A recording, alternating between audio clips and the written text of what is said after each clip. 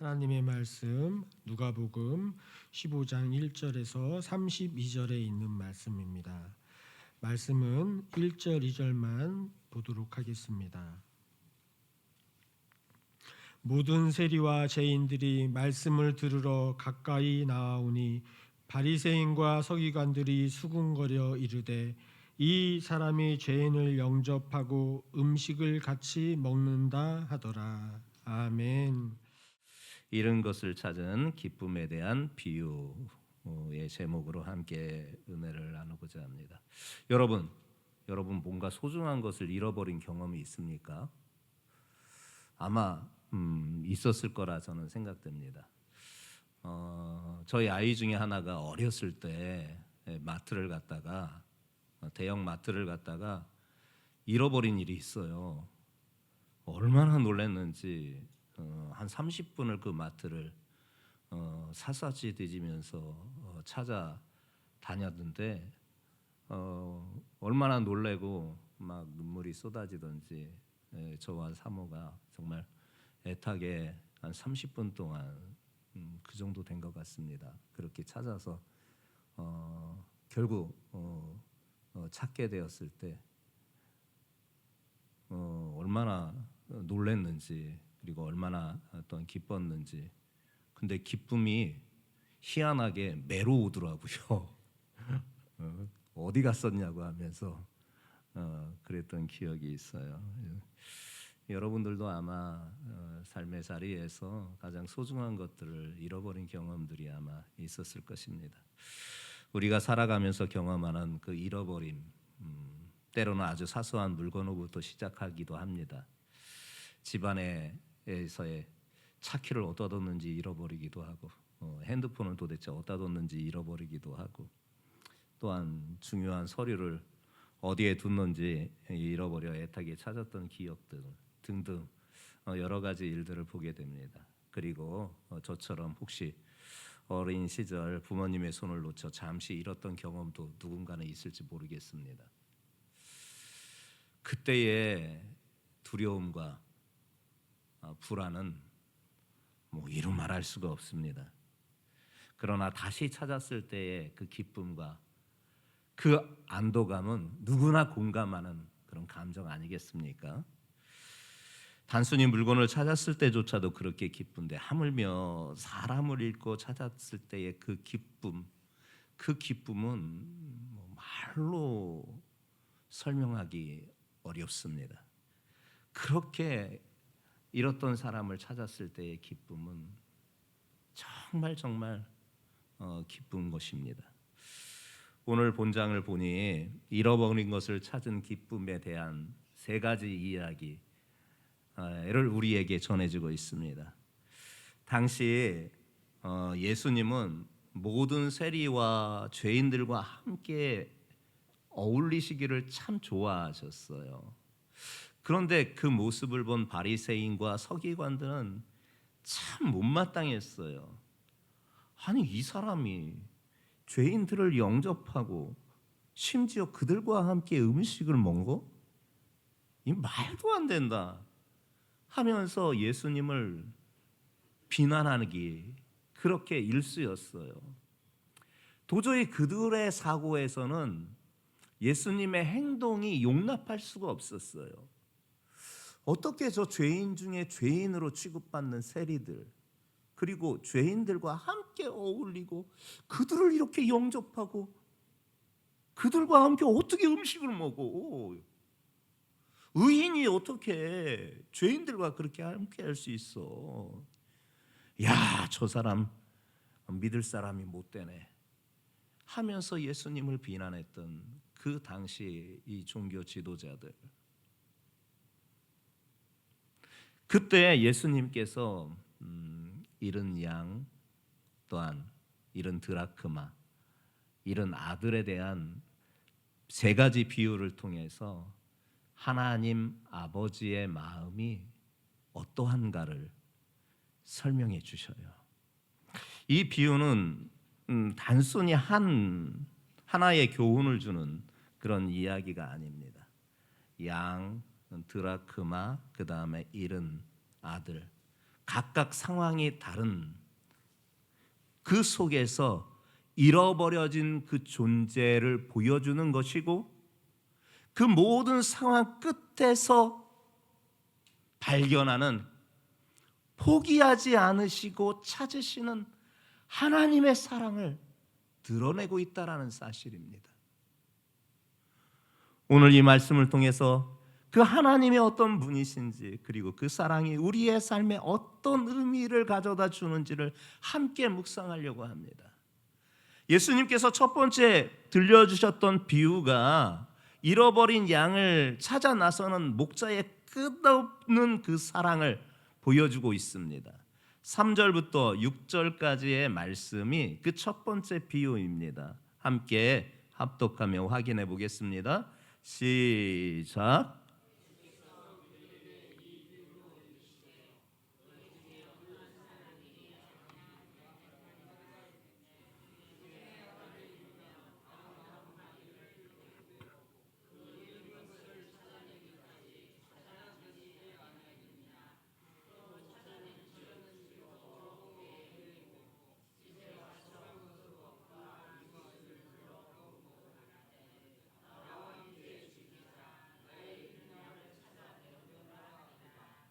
아멘. 간략하게 요약하자면 한 목자에게 100마리 양이 있었습니다. 그 양을 키우는데 그중 한 마리가 사라졌어요. 그 목자가 놀란 가슴을 쓸어내리면서 그 99마리를 들에다 그냥 놓고 그 잃은 양 하나를 찾아 길을 떠나는 것입니다. 여기에서 중요한 사실 하나가 우리에게 보여집니다. 양의 특성을 여러분들이 한 가지를 알아야 되는 것이에요. 이 양은요, 참 희한한 동물이에요. 웬만하면 짐승은, 동물은 다 자기 집을 잘 찾아갑니다. 근데 이 양이라는 동물은 참 희한한 동물이에요. 스스로는 길을 찾을 수 없는 아주 연약한 동물이에요. 방향 감각이 없어요. 그러다 보니까 길을 잃으면 제자리로 돌아오지 못하고 결국 먹잇감이 되기도 하고 생명을 잃을 수밖에 없는 존재가 바로 이 양이에요. 결국 양은 자기 자신을 구해줄 목자가 없으면요, 길을 인도해줄 목자가 없으면요, 살아갈 수 없는 동물이 바로 이 양이었어요. 예수님 당시에 사람들이 이 비유를 들려주셨을 때 양에 대해서 너무나 잘 알고 있어서 그 순간 이 한 마리 양을 꼭 찾아야 한다는 그 목자의 절박한 심정을 누구나 다 공감했습니다. 그렇게 목자가 양을 찾았다가 5절에 보니까 그 양을 마침내 찾은 거예요. 그러니 그 목자의 반응이 어떤 줄 아십니까? 너무나 즐겁고 기뻐서 그 양을 어깨에다 훌쩍 들러매고 그렇게 집으로 내려와서 친구들을 불러서 잔치를 엽니다. 얼마나 기쁜지요. 그런데 여러분, 인간적인 상식으로 이 99마리 양을 두고 왜 한 마리 양을 위하여 그렇게 위험을 무릅쓸까 하는 생각이 안 드십니까? 여기에 예수님이 들려주시려는 하나님의 마음이 드러난 것입니다. 하나님께는 잃은 자가 결코 사소한 존재가 아니라는 것입니다. 100명 중에 1명, 무수히 많은 사람 중에 작은 존재 하나도 그분의 눈에는 한없이 소중하고 한없이 보배롭고 한없이 귀중한 영혼인 것이에요. 하나님도 그 잃은 자를 찾았을 때에 얼마나 기쁘고 즐거운지 어깨에다 들쳐매고 그 잃은 영혼을 끌어안으면서 절대 놓치지 않는다 하심을 예수님께서 지금 가르쳐 주신 거예요. 예수님께서 이 비유의 결론을 뭐라고 말씀하십니까? 7절 말씀이 그 결론입니다. 함께 합독해 보겠습니다. 시작.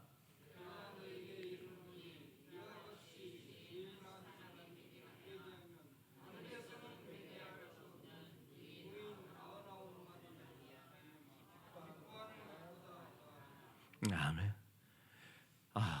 이 말씀은요, 당시 바리새인들과 서기관들의 마음을 뒤흔드는 메시지였습니다. 그들은 자신들을 의롭다고 생각했습니다. 그렇게 여겼습니다. 그래서 하나님은 자신들에게 관심이 있다라고, 자신들에게 집중한다라고 그렇게 생각을 해왔었습니다. 그런데 예수님은 오히려 잃어버린 한 사람이 회개시키고 구원의 길로 오는 것에 더 큰 관심과 더 큰 기쁨을 두신다라는 이 말씀의 선포는 당시 서기관들과 바리새인들에게는 가히 충격적인 말씀이었습니다. 여러분, 이 말씀은 우리에게 깊은 울림을 줍니다. 참 삶의 자리 그 길에서 우리도 수없이 길을 잃고 살아갑니다. 이 길이 맞는가 싶어 그 길을 가보았으나 그 길에는 검상줄령이 있고, 그래서 다시 길을 돌이켜서 이 길이 맞는 길인가, 그 길로 가게 되면 왜 그렇게 골짜기가 많은지, 여기도 아닌가 저 길로 한번 가볼까 하고 다른 길을 찾아서 가봤는데 왜 그렇게 길이 좋지 않아 발에 걸리는 돌풀이가 많아서 자주자주 넘어지는지. 도대체 우리 인생의 길에, 이 방황 끝에 과연 우리는 참 길을 발견하고 그 길을 갈 수 있을까?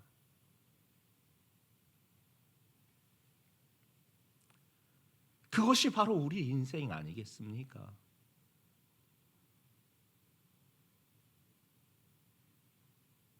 그런데 그렇게 방향 감각 없는, 그래서 길을 잃기 딱 좋은 양 같은 우리들을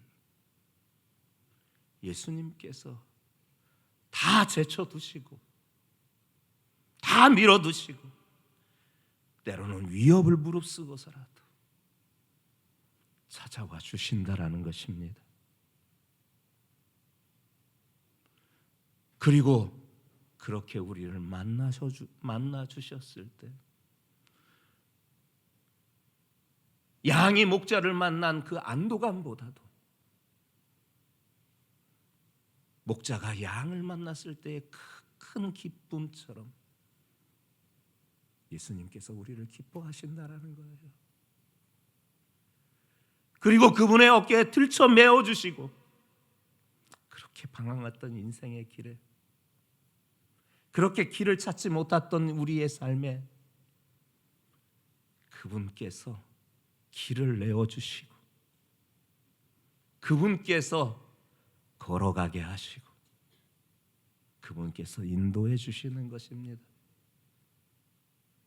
그래야만 안전하게 집으로 찾아갈 수 있어요. 그리고 그곳에는 큰 잔치가 베풀어져 있어요. 오늘 그 예수님이 길을 잃은 여러분들 이 가운데 찾아와 계셔서 만나주시는 줄 믿습니다. 잃은 드라크마를 찾는 그 여인의 간절함에 대한 두 번째 예수님의 비유, 우리에게 들려주십니다. 8절과 9절 말씀입니다. 함께 합독해 보겠습니다. 시작.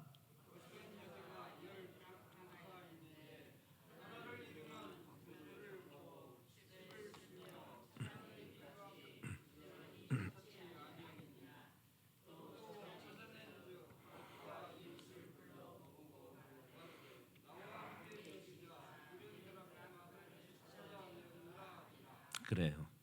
이 드라크마라는 돈 단위는요 헬라 화폐 단위예요. 로마 화폐 단위 데나리온과 똑같은 의미로 하루의 일당 정도의 가치가 있는 것이에요. 이 한 여인이 10 드라크마가 있었는데요. 그중 그 하나를 잊어버렸던 거예요. 얼마나 놀랐는지 이 여인이 집안의 불을 다 환하게 켜놓고 집을 구석구석 그렇게 쓸면서 그 잃은 드라크마를 찾기까지 부지런히 샅샅이 뒤지고 찾고 있어요. 결국 드라크마를 발견한 여인은 너무 기뻐서 이웃과 친구들을 불러 모아서 함께 그 기쁨을 같이 나누고 있어요. 여기에서 중요한 것은 이 여인이 한 드라크마에 대한 돈의 가치 때문에 이렇게 한 게 아니라는 것이에요. 당시 드라크마는요, 10 드라크마는요 결혼 지참금으로 가져왔던 것이고 또한 결혼 폐물로 준비해왔던 것 중에 하나예요. 당시 유대 여성들은요 결혼할 때 은화 10개를 서로 엮어가지고 그 엮은 것을 가지고 목걸이도 만들고 누군가는 또 이렇게 머리띠로 이렇게 만들었습니다. 마치 요즘 결혼할 때 여성들이 쓰고 있는 티아라 마냥. 즉 폐물이었어요. 꼭 10개로 만들어야 했어요. 종교적인 의미가 있기 때문에.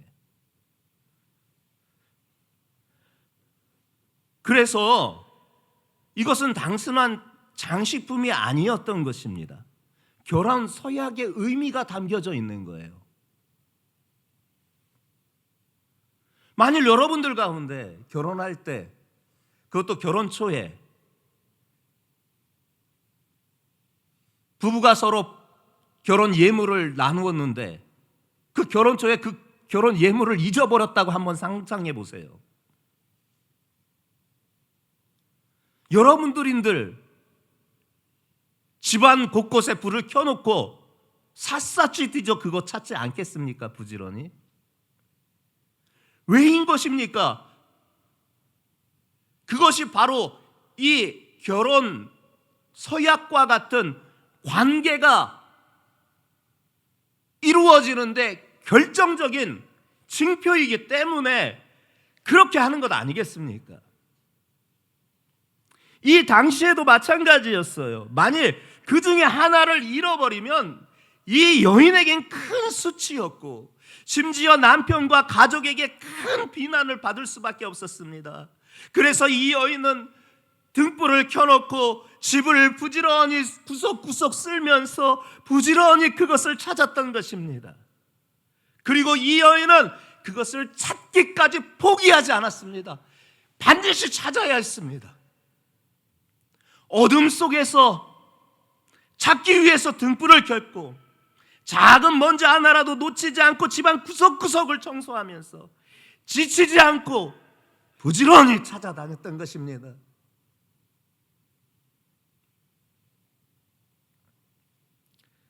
이건 역시 하나님 아버지의 마음을 예수님께서 보여주시고자 하셨던 것입니다. 죄로 인해 어둠 속에 숨어있는 우리를 찾아내기 위하여 하나님은 등불처럼 세상에 빛이신 예수 그리스도를 이 땅에 보내셨고 그리고 어디에 숨어있든지 어떤 더러운 것이 속에 있든지 끝까지 포기하지 않고 찾으시는 분이 바로 하나님이시라는 것입니다. 이 예수님의 비유에 예수님께서 마무리 또 해주십니다. 결론으로 10절 말씀입니다. 함께 합독해 보겠습니다. 시작.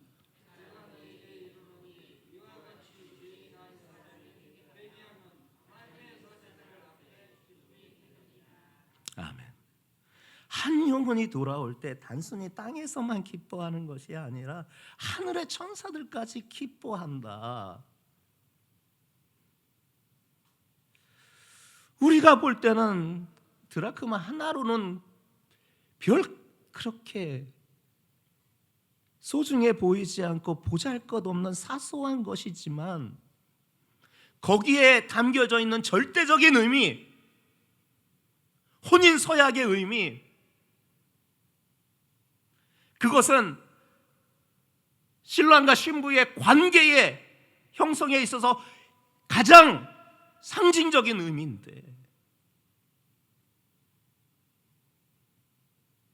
그것을 찾았을 때의 기쁨은 친구들을 아니라 동네 사람들을 다 불러서 잔치에도 모자랄 정도이지 않겠습니까? 이처럼 땅에서의 기쁨보다도 하늘에서의 기쁨이 그렇게 잃은 자를 도로 찾았을 때의 기쁨이 더 크다라고 예수님께서 말씀해 주고 있습니다. 이 말씀 역시 우리에게 도전을 주고 있습니다. 여러분, 그렇게 중요한 것 잊어버려 보셨습니까? 관계 형성에 있어서 나와 저 사람과의 관계 형성에 있어서 가장 중대하게 중요한 것을 잊어버린 적이 있어 보셨습니까? 그것이 그 사람에 대한 믿음이 되었든지 그 사람에 대한 신뢰가 되었든지 그 어떤 것이 되었든지 그것이 무너져 보신 적이 있습니까? 그것을 다시 찾았을 때의 기쁨은 상상도 할 수 없는 것입니다.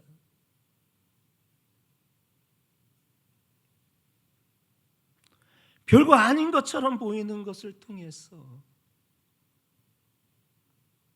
그러나 누군가에게는 이루 말할 수 없는 의미가 담겨 있는 그것을 찾았을 때는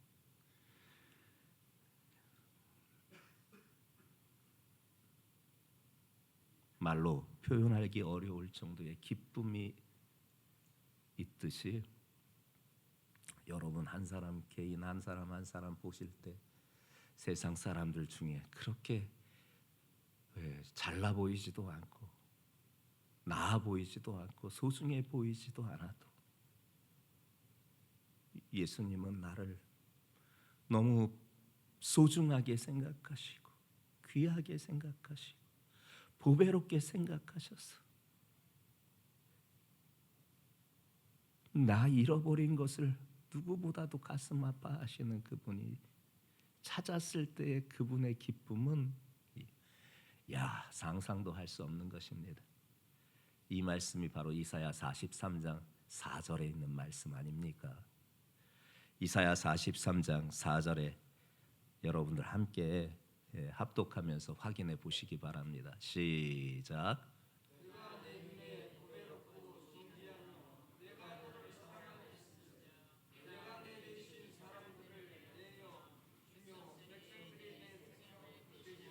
아멘.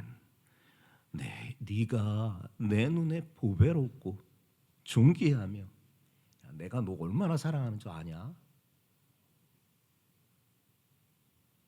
그래서 너 대신 네 어려움 당할 거 다른 사람이 대신하게 할 것이다.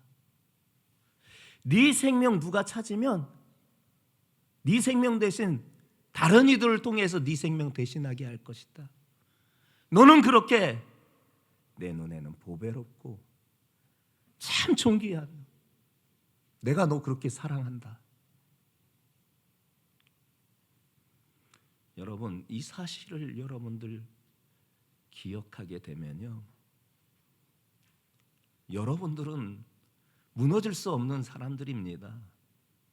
나는 왜 이 모양이 이 꼴이냐라고 자기 비하하면서 낮은 자존감으로 떨어져 세상에 살아가는 존재가 아니라, 야, 하나님께서 나를 이렇게 보배롭게 존귀하고 나를 사랑하시는 줄 깨닫고, 아, 내가 그런 존재가 아니구나, 나는 정말로 보배로운 존재구나, 정말로 존귀한 존재구나, 정말 하나님의 사랑을 받는 존재구나, 이 사실을 깨닫는다면 여러분 자신을 저주하지 마세요.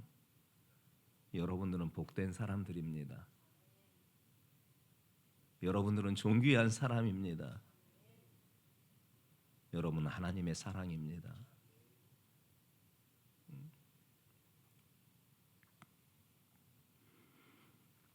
예수님은 오늘도 그 잃은 한 드라크마를 찾아 오늘 이곳에 오신 줄 믿습니다.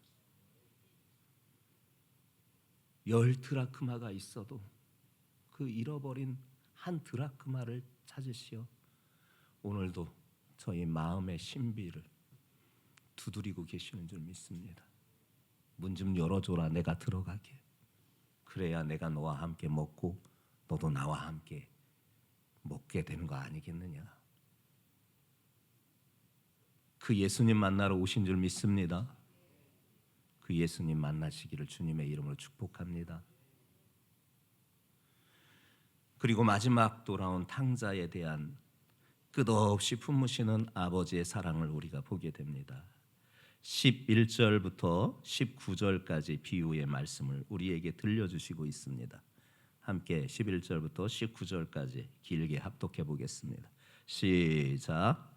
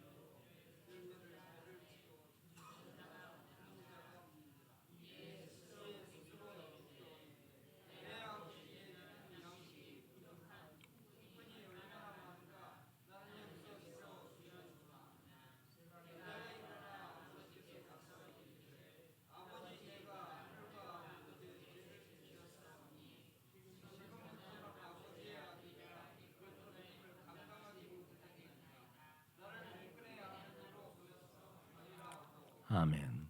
어느 아버지가 두 아들이 있었습니다. 어느 날 작은 아들이 아버지 앞에 찾아와서 유산을 미리 달라고 요구합니다. 그리고 아버지 앞에 그 유산을 받아가지고 먼 나라로 떠납니다. 그리고 그곳에서 허랑방탕하게 모든 재산을 다 탕진합니다. 결국 먹을 것이 없어 어느 집에 몸을 종으로 스스로 들어가서 돼지가 먹는 그 열매만이라도 배를 채우기 위해서 먹고자 하였으나 그조차도 여의치가 않았습니다. 그제서야 아버지 집이 떠올립니다. 종으로라도 받아달라고 아버지께 돌아가기로 마음의 결심을 합니다. 그런데 중요한 장면은 그렇게 돌아올 때 아버지의 반응이었습니다. 20절부터 24절에 말씀해주고 있습니다. 함께 그 아버지의 반응을 보겠습니다. 시작.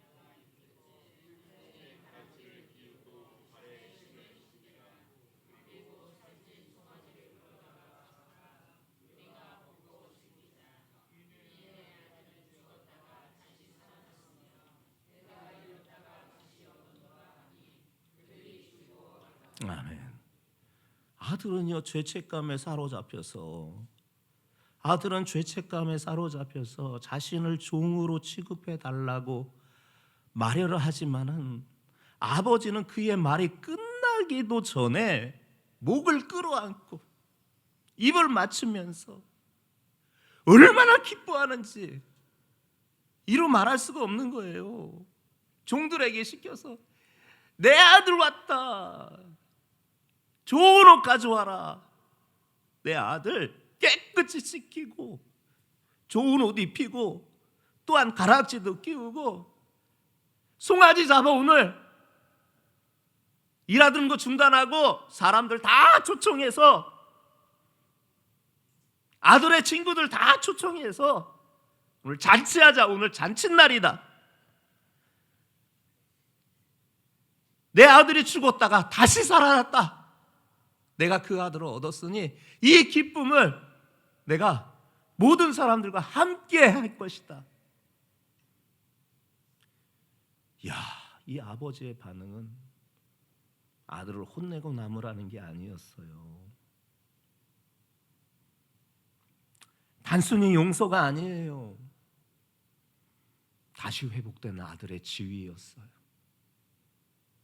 아버지께 가니 자기는 그저 죄책감에 종으로라도 그 집에 의탁하려고 했건만 아버지는 나를 기다리고 있었어요.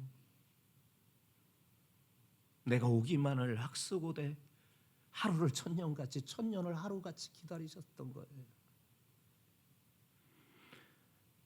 예수님이 이 비유를 들려주신 바도 이게 하나님의 마음이라는 거예요. 탕자의 비유는 단순히 한 가족의 이야기 아니라 하나님의 심장이 그렇다라는 거예요. 하나님의 마음이 그렇다라는 거예요. 우리가 실패하고 죄악 속에 무너져 있을 때조차도 그분은 끝까지 우리를 기다리고 있었던 거예요. 우리가 돌이켜 그분에게 가기로 발걸음만 한 걸음만 떼면 그 하나님은 우리에게 달려와 우리를 꽉 끌어안아 주시고 다시 하나님의 자녀의 지위를 회복시켜 주시는 것입니다. 성경은 이렇게 말합니다. 시편 103편 13절 말씀하고 있습니다. 아버지가 자식을 불쌍히 여김같이 여호와께서 자기를 경외하는 자를 불쌍히 여기시나니. 이사야 55장 7절도 말씀하고 있습니다. 악인은 그의 길을 불의한 자는 그의 생각을 버리고 여호와께로 돌아오라. 그리하면 그는 긍휼히 여기시리라. 우리 아버지께로 돌아오라. 그가 너그럽게 용서하시리라. 로마서 5장 8절 말씀입니다. 우리가 아직 죄인 되었을 때 그리스도께서 우리를 위하여 죽으심으로 하나님께서 우리에 대한 자기의 사랑을 확증하셨느니라. 이 말씀들은요, 하나님은 완전한 의로운 자를 받아주시는 분이 아니라 오히려 죄인들을 사랑하시고 받아주시고 안아주신다라는, 그리고 그들의 신분을 회복시킨다는 엄청난 메시지였습니다. 바리새인들과 서기관들이 이 비유를 들었을 때 하나님은 우리같이 의로운 자에게만 관심이 있고 우리처럼 의로운 자만 사랑하는데 그것이 아니라는 것을 예수님께서 분명히 말씀하시면서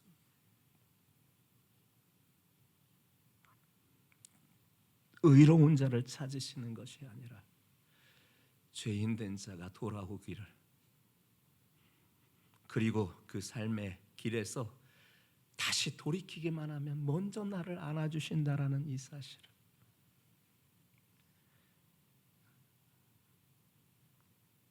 기독교 신문에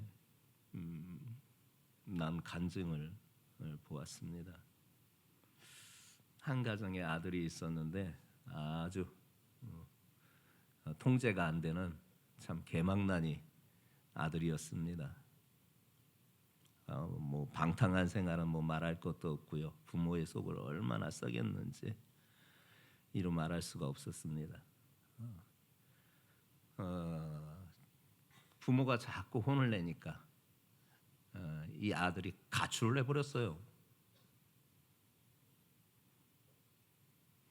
가출을 하고 나서 몇 년 동안 소식이 끊겨졌어요. 부모님은 매일같이 눈물로 아들을 위해서 기도했습니다. 그리고 아버지는 매일 저녁 현관에 불을 항상 켜놓고 계셨어요. 행여라도 아들이 돌아올까, 어둠 속에서 혹시라도 집을 찾지 못할까 봐 집에 불빛을 켜놓으셨던 것이에요. 그리고 몇 년의 세월이 지났습니다.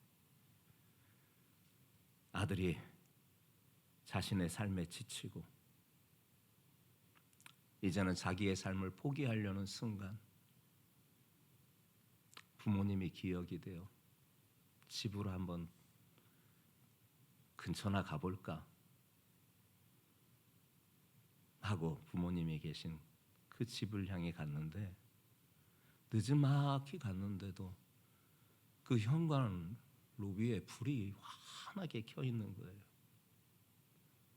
그 불빛에 이끌려서 아들이 용기 내어서 집에 발을 들였습니다. 부모는 알아요.